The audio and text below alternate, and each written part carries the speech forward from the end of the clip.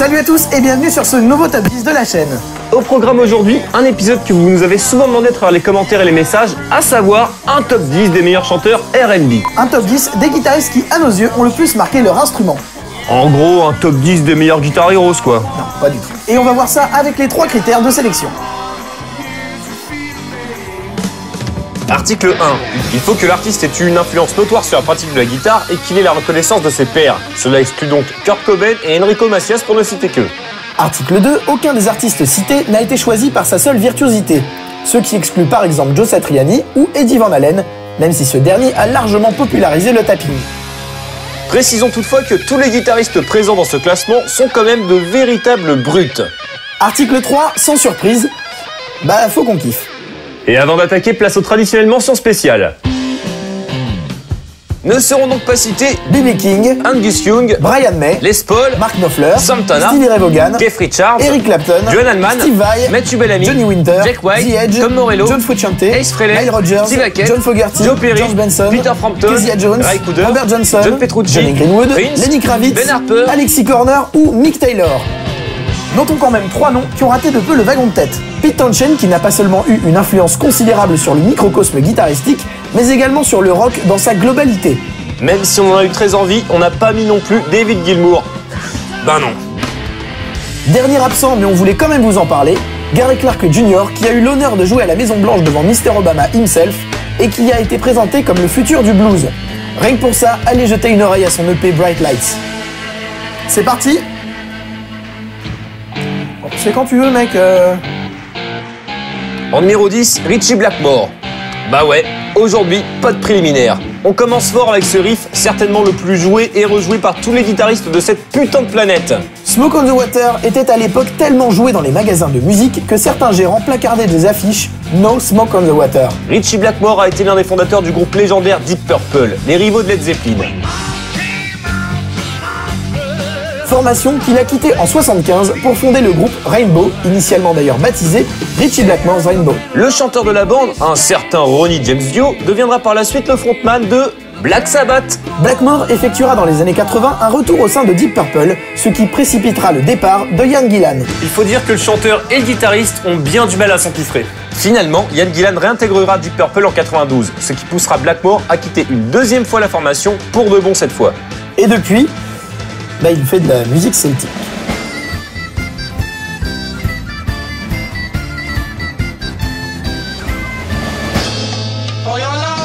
Numéro 9, Jeff Beck. L'histoire commence en 65, quand les Yardbirds doivent pallier au départ d'Eric Clapton. Les membres du groupe contactent celui qui est alors un requin de studio, Jimmy Page. Celui-ci n'étant alors pas très dispo, Ouais, non mais je suis pas trop dispo les gars là. il leur recommande de s'intéresser à un jeune inconnu de 21 ans. Devinez qui? Jeff Beck fut le premier guitariste à user, parfois même abuser d'effets électroniques dans son jeu, ce qui, en plus d'en faire l'un des plus grands guitaristes de tous les temps, en fait un pionnier de la musique électroacoustique. Empereur incontesté et despotique du vibrato, Jeff Beck est connu pour son utilisation immodérée de pédales et du bend. Cette technique consiste à tirer les cordes pour augmenter la hauteur de la note. Ça va, tu t'amuses? À l'origine, cette inspiration lui vint à cause du matos complètement pourri dont il disposait à l'époque des Yardbirds, pas franchement aidé par l'acoustique des clubs dans lesquels jouait le groupe. Et depuis, sa richissime carrière l'a conduit à être classé 5e guitariste le plus influent de tous les temps, selon le Rolling Stones Magazine. Rien que ça. Numéro 8, Saul Hudson. Vous ne visualisez pas?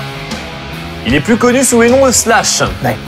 Celui-là, t'avais vraiment envie de le mettre, hein. Et oui, parce qu'en plus d'être un excellent musicien, Slash est surtout le dernier guitar héros de notoriété internationale. Et accessoirement, c'est l'un des membres de mon groupe d'adolescence, Guns N' Roses. Plus objectivement, Slash est une figure iconique du hard rock, au même titre que Freddie Mercury, Steven Tyler ou encore Bon Scott, qui sont tous les trois des chanteurs. Membre fondateur des Guns en 85, il se tire 10 ans et 100 millions d'albums plus tard à cause d'une embrouille téléphonique avec le chanteur. Et si la vie n'est pas toute rose depuis pour Axl, Slash en a profité pour parfaire son statut de superstar, en collaborant par exemple avec Michael Jackson sur Dangerous. Slash, c'est aussi une chier d'albums, que ce soit en solo avec les groupes Slash, Snake Pit et surtout Velvet Revolver, avec lesquels il explosera les ventes avec Contraband, sorti en 2004. L'homme au chapeau haute forme est absolument partout. À la télévision avec Charlie Sheen, au Super Bowl avec les Black Eyed Peas, en poster sur le mur de ta chambre et même dans South Park qui lui dédiera tout un épisode. Les parents se déguisent et font semblant d'être Slash pour les enfants. Mais alors, c'était qui le guitariste de Guns N' Roses? Bah, nos parents.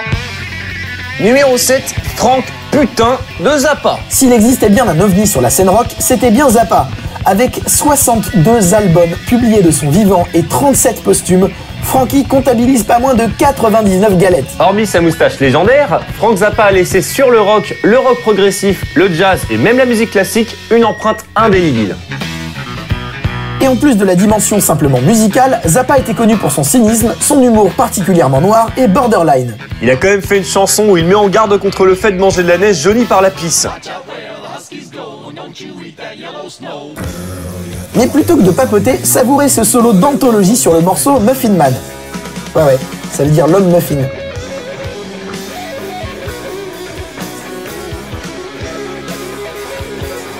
C'est un rouleau de PQ qui vient d'envoyer là?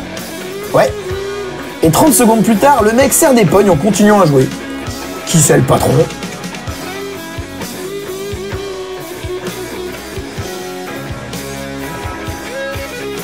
Allez, en numéro 6, Jimmy Page, alias le dieu du hard rock. On vous parlait justement des Yardbirds tout à l'heure. Ce n'est pas pour rien qu'il l'avait appelé. Il était l'un des musiciens de studio les plus prisés de Londres à l'époque. En 1966, Page accepte la nouvelle invitation du groupe et en prend carrément la tête. Alors finalement je suis dispo. J'avais pas vu la date. Non, c'est quand même con, hein. Ouais, c'est con. Bah ouais, c'est un gars comme ça. Malheureusement, ou heureusement, le groupe finit par battre de l'aile et par splitter. Jimmy Page cherche alors des musiciens pour former The New Yardbirds et avec son ami John Paul Jones, également requin de studio, Ils vont s'adjoindre les services du batteur le plus brutal de toute l'Angleterre et du chanteur hétéro le plus homo, ou l'inverse, de toute l'île britannique. changeant finalement de nom pour Led Zeppelin en référence à une déclaration de Keith Moon à leur propos. Le groupe va s'imposer malgré les critiques très négatives à l'époque comme l'un des meilleurs groupes de scène de toute la décennie 70. Jimmy Page en est clairement le moteur créatif. Ses riffs et ses solos de guitare sont classés au patrimoine mondial de l'UNESCO. Wall Lotta Love, Black Dog et évidemment Stairway to Heaven dont on passera les similarités d'intro avec le morceau Taurus du groupe Spirit. Monsieur Jimi Hendrix, vous êtes ici à Roland-Garros sur la patinoire numéro 5. Hello Mr. Jimmy, you are in Jeux Olympiques de Londres 2012. Oh, qu'est-ce que cela vous fait d'être le meilleur guitariste du monde? How do you feel à propos du fact of being the best guitar bling bling epic in the world? Bah je sais pas quoi, demande à Rory Gallagher quoi. Numéro 5, Rory Gallagher. Disparu en 95, Rory Gallagher fait partie de ces légendes regrettées et trop souvent oubliées. Né en 1948, il est déjà une figure connue et réputée dès 66 à seulement 18 ans. D'une virtuosité quasiment inégalable, l'Irlandais a, par son jeu ultra complet et précis, inspiré toutes les générations de guitar-héros qui ont suivi. Eric Clapton, Jimmy Page, Angus Young, Stevie Ray Vaughan, Mark Knopfler ou encore Slash. En gros que des baltringues quoi. Ouais, pardon, c'est un toc. D'ailleurs, si on a déconné un peu avec Hendrix, il faut savoir qu'une rumeur persistante veut qu'il ait vraiment répondu ça à cette question. Légende du blues rock, Rory a touché à quasiment tous les genres classiques du rock, du hard au blues en passant par le heavy metal. Tout simplement incontournable.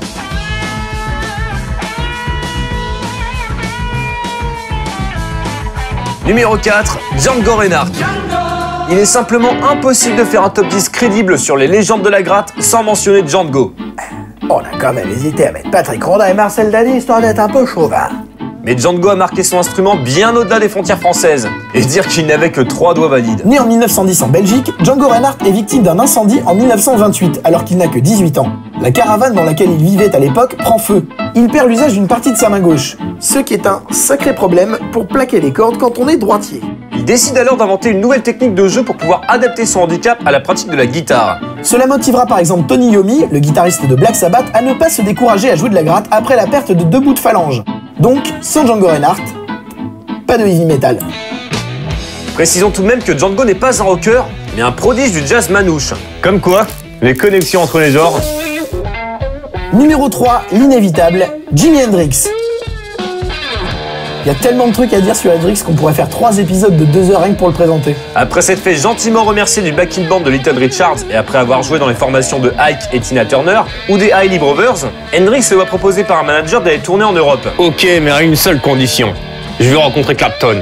Eh bien, ce sera chose faite en octobre 66 lors d'un concert de Cream où Jimmy est invité à jouer sur scène. Il y joue Killing Floor de Howlin' Wolf et met Clapton carrément minable en jouant avec les dents, la guitare dans le dos ou allongé par terre. Il forme à son arrivée en terre britannique le Jimi Hendrix Experience, managé par un ancien du groupe The Animals, Chas Chandler. En 67, quelques mois avant le Sgt Pepper's des Beatles, sort Are You Experienced? Tout simplement un manifeste du psychédélisme et du blues moderne.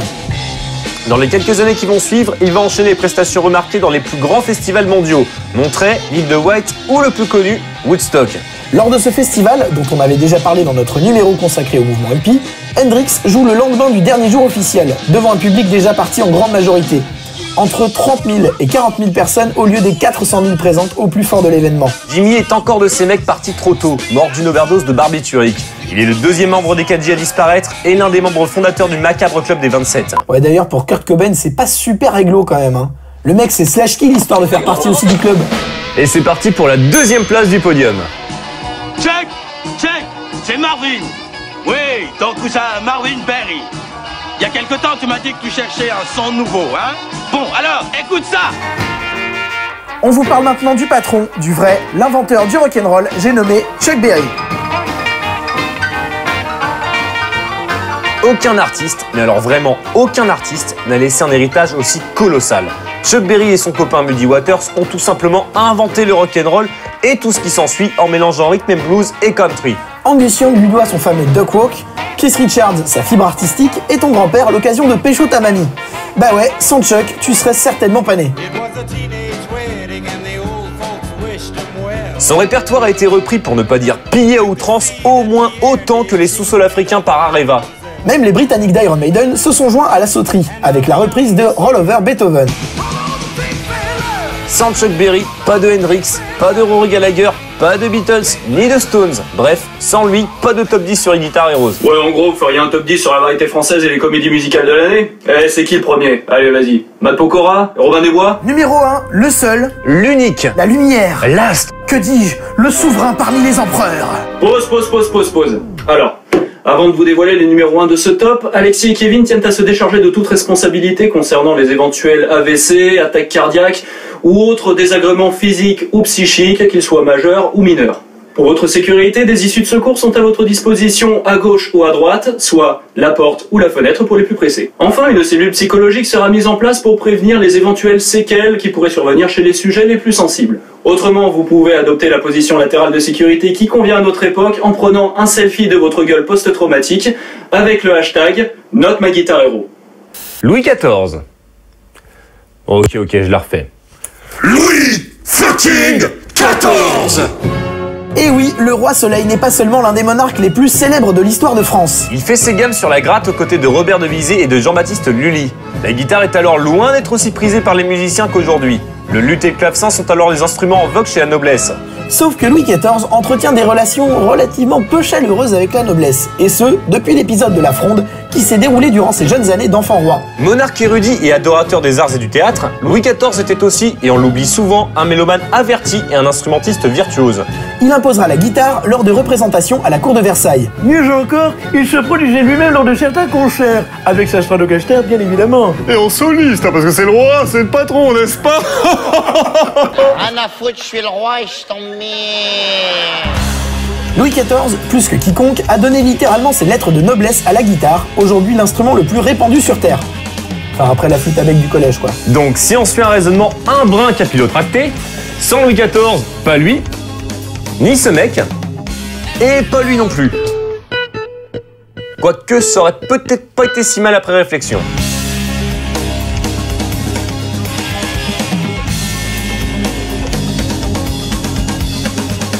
Voilà, ce nouveau top 10 est à présent terminé. Petite nouveauté pour début 2015, on va lancer une 4e émission que vous nous avez souvent demandé. En l'occurrence des covers. En gros, après chaque top 10, vous pourrez vous-même choisir de quel artiste mentionné vous voulez qu'on fasse une reprise. Et on commence avec le top 10 Pop Fiction que vous pouvez revisionner en cliquant juste ici. T'es sérieux, mec? Ouais. Et pour les votes, ça se passe dans la description. Si cette vidéo vous a plu, n'hésitez pas à la partager un maximum autour de vous, à vous abonner à la chaîne et à nous soutenir sur Tipeee. D'ailleurs, puisque vous n'êtes évidemment pas d'accord avec ce top, vous pouvez proposer votre propre classement dans les commentaires. On se retrouve très vite pour le prochain Breakfast. D'ici là, portez-vous bien et surtout n'oubliez pas... Joe Cocker est peut-être mort, mais pas le rock.